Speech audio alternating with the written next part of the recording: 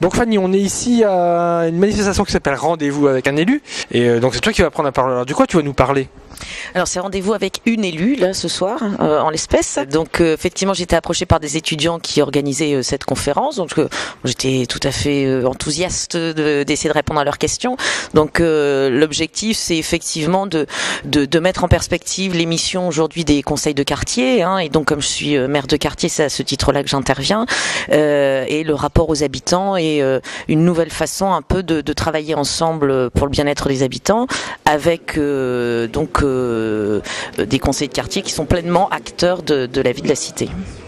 Tu vas parler à des étudiants de démocratie participative. Comment tu vas leur expliquer ça ? Moi, je pense que j'aurais pas trop à leur expliquer le contenu parce qu'ils en ont sans doute une approche à la fois personnelle et puis universitaire. Simplement, effectivement, entre ce qui est écrit et ce qui se vit parfois, les choses sont un petit peu différentes. Donc, travailler à l'intérêt général dans le cadre de la démocratie participative, qui ne peut pas être l'addition d'intérêts individuels et particuliers, c'est tout l'enjeu, et de savoir agréger démocratie participative et démocratie représentative. Donc ça aussi c'est un enjeu.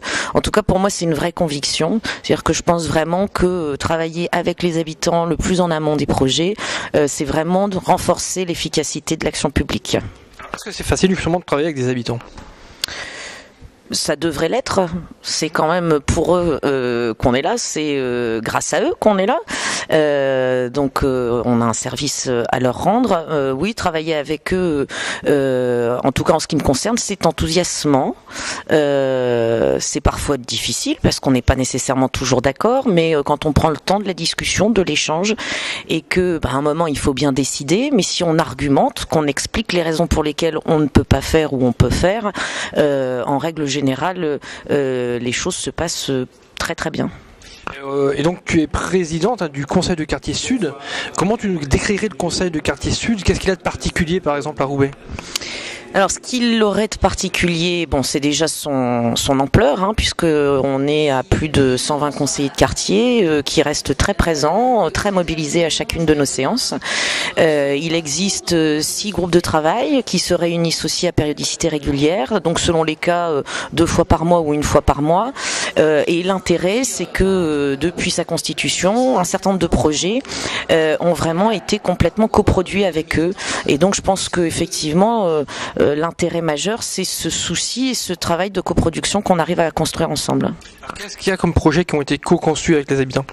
Alors par exemple sur la dimension culturelle, donc il y a une manifestation qui est organisée dans le cadre de la démolition et la reconstruction du collège Jean Lebas, donc dans le quartier de Moulins-Potannerie.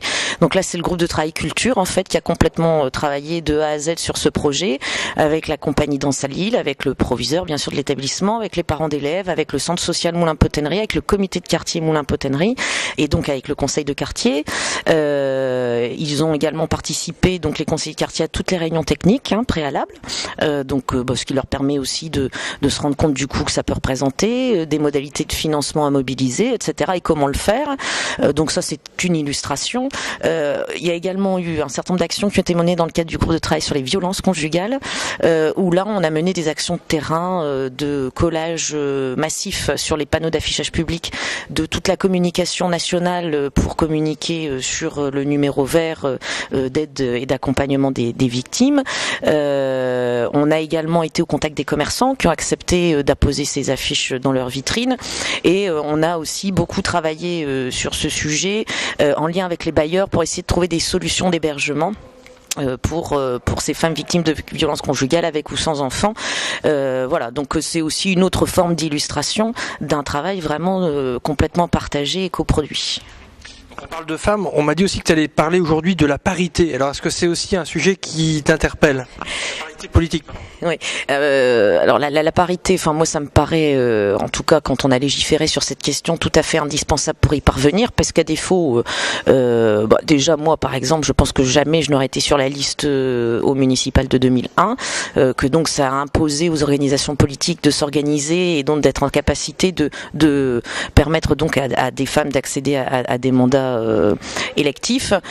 Pour autant, moi je n'ai pas d'enfants, mais j'ai beaucoup de collègues collègues qui sont dans cette situation-là, et ça reste quand même très compliqué parce que le temps de l'élu et le temps d'une maman, c'est souvent en contradiction, et donc la pression est forte et souvent difficile de avoir le sentiment peut-être d'être trop présente à un endroit, pas assez peut-être dans sa cellule familiale. Donc la parité, elle a aussi parfois ses limites parce que le mode de fonctionnement n'a pas évolué de la même façon. On va parler aussi du statut de l'élu, et on m'a évoqué un exemple en Allemagne où les élus sont salariés. Alors est-ce que c'est quelque chose, toi, qui t'interpelle aussi à nouveau?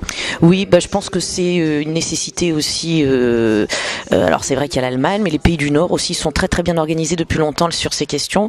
Je pense que ça éviterait le risque de dérive vers le cumul des mandats. Par exemple, et puis effectivement ça permettrait aussi à de nouvelles personnes qui aujourd'hui sont salariées dans le privé, c'est pas toujours simple, j'en parle en connaissance de cause, de cumuler une activité politique et une activité salariée.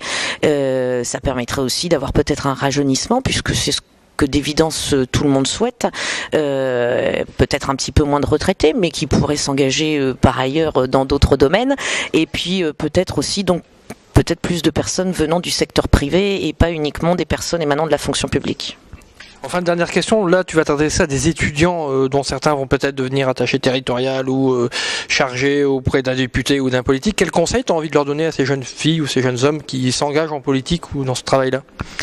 Si effectivement ils s'engagent ensuite vers la fonction publique territoriale par exemple, c'est effectivement d'intégrer complètement cette dimension du rapport à l'élu qui est importante, mais aussi du rapport à l'habitant, et ça invite effectivement aussi les fonctionnaires territoriaux aujourd'hui à travailler différemment, en confrontation beaucoup plus directe avec les habitants que ça ne pouvait être le cas de par le passé, mais je suis vraiment persuadée que ça va dans le bon sens. En tout cas moi, les équipes de fonctionnaires territoriaux avec lesquelles je travaille et en lien direct avec les habitants trouvent ça aussi très rafraîchissant et très motivant. Merci bien, puis bonne conférence. Merci, à bientôt.